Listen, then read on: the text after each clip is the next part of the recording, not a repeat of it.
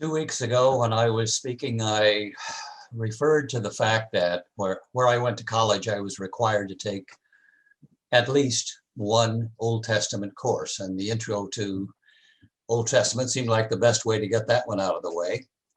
And what it really seemed to me, what was amazing to me about that particular class is that, having gone to church my entire life, been raised in the church basically, there was still so much about the Bible I didn't know. I was astounded by what was there. And it's shocking, for instance, to learn that in the Old Testament, polygamy is approved. Now, who would have thought? That was not something I was particularly raised with. And further than that, that there were good reasons for having polygamy as approved by God's people. And it was fun to find out, for instance, that since wars are mostly fought by young men, many young men are killed in battle. And since war was just as predictable in that time in the spring as baseball training camps are to us, there is a serious reduction in the pool of eligible young men for women to marry. And so polygamy helped solve that problem. And of course, if a married man was killed in battle, his wife had two choices in that day and age. You could go home to daddy if you had one. If you didn't have a daddy, you could become a prostitute. That was kind of the way it was in that time. So allowing polygamy was kind of a compassionate alternative in the society of that time. I'm not sure we would like that explanation today, but that was then, this is now. And the second reason that polygamy was accepted is it was a relational way of sealing peace treaties between nations. If you wanted to form a bond so that you were not attacked by a neighboring nation, you would marry off one of your daughters to the king of that country. It's a little harder to attack your daughter than it is to attack a stranger. Now, polygamy was accepted in that time. However, and this is in my notes, it's in capital letters because it's a big however, take a look at David's domestic life if you want to see how polygamy turns out. His domestic life was a mess. His wives were fighting all the time. His sons were literally at each other's throats. Polygamy is a prescription for disaster, even in that time. Now, David had only 8 or 9 wives, so it was pretty modest amount of chaos in that time. The numbers could get quite high for the international treaty side of things. Now, I've always been haunted, I think is the right word, by the story of David's son, Absalom.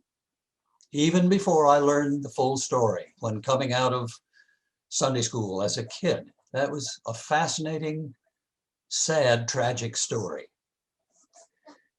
And I'm going to break for a commercial here. I ran across a book, and I think Lorna knows all about this one. It's called, if I can get it to reflect, it's backwards, but it says, God is Disappointed in You.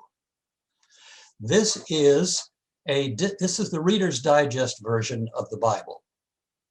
What it says on the back here, it says, God is Disappointed in You is for people who would like to read the Bible if it would just cut to the chase. There's so much stuff in the Bible, it's hard to read. Well, this one goes right to the chase, and it is a humorous piece. The story this morning I'm going to read just a section out of here is not very funny. But the distillation, the reason the title is that way, God is Disappointed in You, is that is the author's summation of what the Bible is all about. Kind of a sad title, but yeah. So I'd like to read just a section out of what this distillation, it's not a translation by any means. It actually distills each book of the Bible down into no more than 2, 3, 4 pages. And that's a task. But anyway, this is the way it reads for 2 Samuel. David was an able general and a successful king. He routed the Ammonites and destroyed the Philistines. He had single-handedly taken Israel from a failed state to a world power. But his home life was a mess. His wives were constantly scheming against each other, and their kids were constantly at each other's throats. Most of the real trouble started when his daughter Tamar was raped by her half-brother Amnon. The law was unclear on this matter. On the one hand, having raped Tamar, the law now required Amnon to marry her. On the other hand, the law forbade brothers and sisters from marrying. It was a loophole Moses had failed to foresee. David's solution to the dilemma was to forget the whole thing happened. So Tamar's older brother, Absalom, took justice into his own hands and killed her rapist. That's the way the story goes according to the short version. I always heard the story of Absalom as the story of an ungrateful, rebellious son coming to grief. That's the way it was told to me in Sunday school. And maybe it was told to us that way as children to make us well-behaved, obedient children. You don't want to end up like Absalom. I don't know what their motive was back there in Sunday school, but I'm suspicious now. It's more of a story of a bad but very human father. It begins in 2 Samuel 13, way before our story starts. And I'd like to flesh out the story because I think it's an important story in the Bible. David had these 8 or 9 wives. They all had children, so there's a lot of names and tangled stories going on here. But David's son Amnon, who was actually the favored child and the heir apparent to the throne, lusted over his half-sister Tamar by another wife of David. So Amnon, being overcome and obsessed with his half-sister of his, hatched a scheme to attack and rape her. And he did. And then the very next line says, then Amnon was seized by a very great loathing for her, end quote, and drove her out of his presence. Now, Absalom was a full brother of Tamar. This was his full-blooded sister.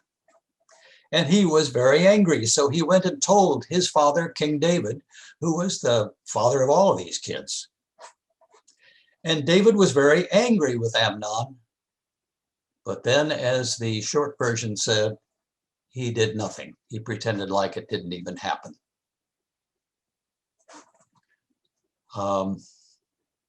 After waiting for justice for 2 years, Absalom schemed for revenge on Amnon, and the plot succeeded.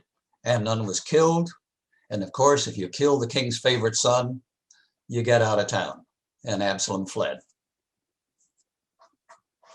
David mourned his son Amnon for 3 more years. Courtiers we schemed to have Absalom brought back because he was, after all, the king's son. And so they got him back. He came back to Israel, but he was not welcomed into the king's presence. What that means is if you're not in the king's presence, you are a non-person in the kingdom. So Amnon was in Jerusalem, but he wasn't a real person. He was being rejected by his father. For 2 years, he was in Jerusalem, but he was not recognized by the king. Another 4 years pass. Absalom, by this time, is getting really, really impatient. Now, you have to understand, Absalom was a combination of your favorite male movie star and a star athlete. He was one heck of a guy, admired by everyone. So after all this stalling around and justice is not happening for Absalom, he started rounding up supporters. He'd go into the towns and villages and say, oh, you got a gripe here against the government? He said, well, if I was in there, I would listen to you and I'd help you. And he kept doing this and kept gaining more and more support until finally at a point he had enough support. He rebelled against the king, rebelled against King David, won over the Israelite army, attacked Jerusalem, and drove David out of the city. And Absalom became the king in Jerusalem and sat on David's throne.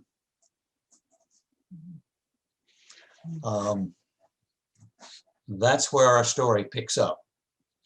We see the downfall then of Absalom.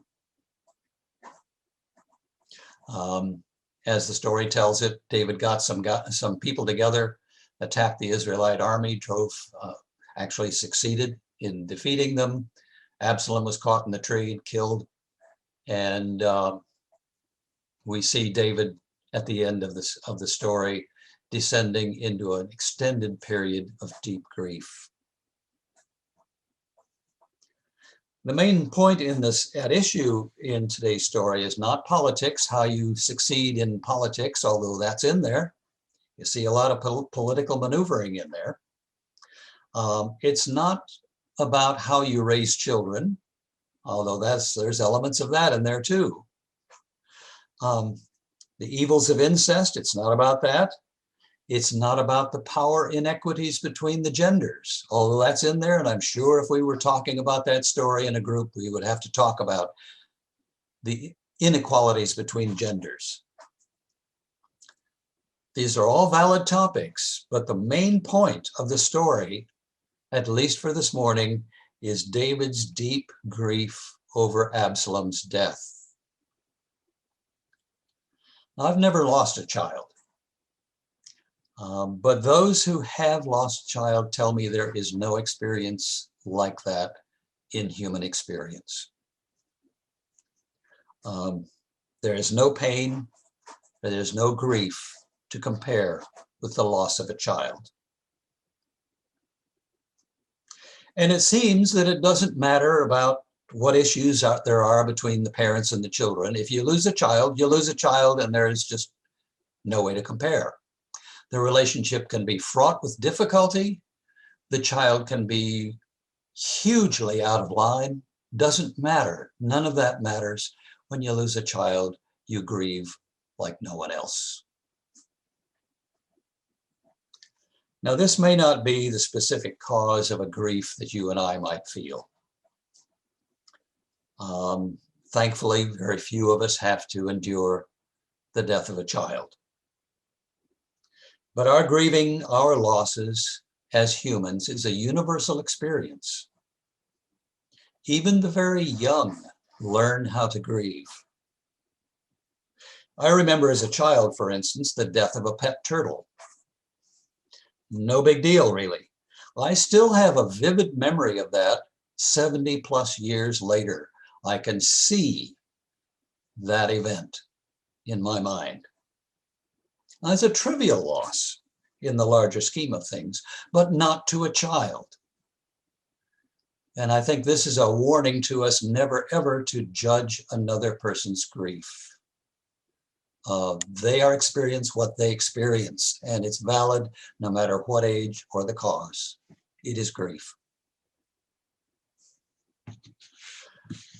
I remember the laments of my teen daughters when they were growing up. They wanted a date so badly, and nobody seemed to be showing any interest in them. And they would come and lament to me about this. And the unfortunate thing is, where we lived in that particular location in the country, all of the boys had trouble finding value in women with brains. And so they were lonely, and they were hurting. It was real pain and grief, really quite deep. And I knew it would pass, and it did. but not without pain. We've all experienced some kind of loss, whether it's job loss or the loss of friends or the loss of a spouse. The experience of loss and the attendant grief that comes along with it is almost a universal experience. And learning how to handle grief is a huge life lesson. And we keep being taught that lesson again and again as life goes along and we continue to lose things that are important to us. I think one of the values of grief, and I'm not an expert in grief or handling grief. I would bow to Suzanne on that one. I'm quite sure she could educate us thoroughly on that.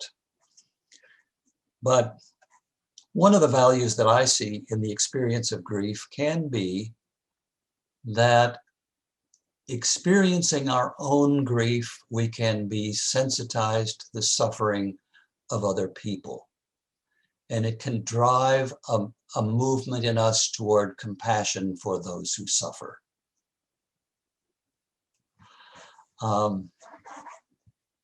If we can grieve over other people's losses, we've taken a huge step toward becoming human. The march of news stories across the television screen, tragic news stories of suffering, maybe in places we can't do anything about. If we are unmoved by those things, I am worried about that. And sometimes we are close enough, and the source of the suffering is close enough at hand that we can do something.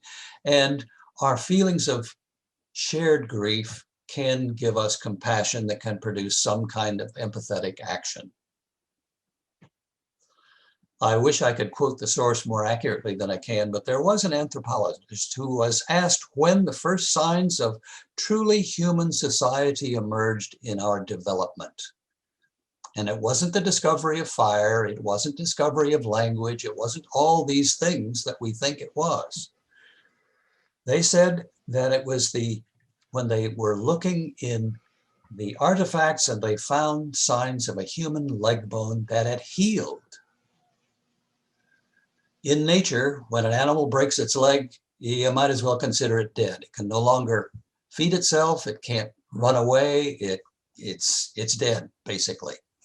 And when they found a healed leg bone, they realized that here was the moment in which someone cared enough about another's suffering to care for them during their recovery. And that's where humanity really became human. Suffering elicited compassion and caring action. The grief and the resulting compassion are what make us genuine human beings before God. And I'm quite sure that you would agree with me that if we are unable to experience compassion for another's suffering, there's something seriously wrong with our humanity. In the arena of political figures today, there seems to be, on the part of some, a lack of compassion for those who are suffering. I won't name names, but I'm sure you can fill in the blanks. It may show that these people have an inability to properly grieve, coming from someplace in their background. It may be they have not allowed compassion to grow out of their awareness of suffering. I think it's a serious deficiency with catastrophic implications for national and, in fact, for the life of humanity if we cannot feel another's suffering. I'd like to go back to the Bible and the story of David. If you've read anything about the Bible, you know that David is a man with serious and numerous flaws. But he knew how to grieve. He knew how to feel compassion and how to be genuine before God. As a matter of fact, at one point, David is said to be a man after God's own heart. So that means there's hope for us. As flawed as we are, as destined to experience grief as we are, God grant us the ability to grieve our losses genuinely, empathize with those who suffer, help where we can, and above all, be genuine and real before God. Amen.